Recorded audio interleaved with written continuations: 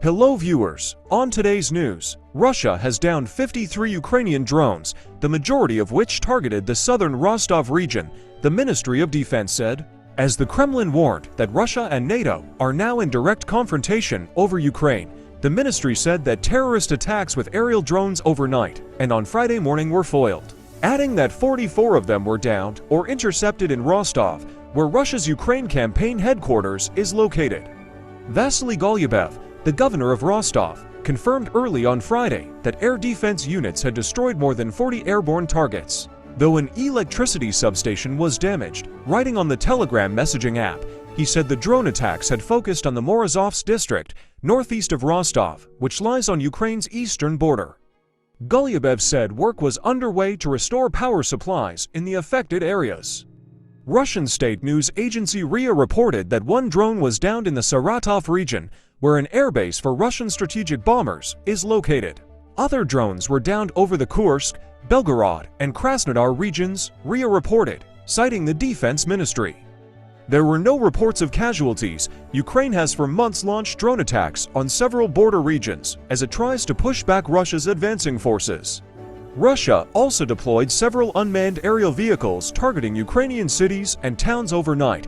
In a message on Telegram early on Friday, Oleksandr Prokudin, the governor of Ukraine's Kherson, said at least 10 people were poisoned by fumes after a gas pipeline was damaged by Russian shelling. The extent of the damage was not immediately clear. Several residential buildings were affected, but there were no immediate reports of casualties, he said. Ukraine's military said on Telegram that it repelled several waves of attack drones flying over the southern regions of Zaporizhia, Odessa, and Dnipropetrovsk. The military said the Shade-type drones entered its territory from occupied Crimea, damaging private homes and some commercial buildings as the warring nations continue to exchange fire. United States Secretary of State Antony Blinken said more aid is urgently needed for Ukraine.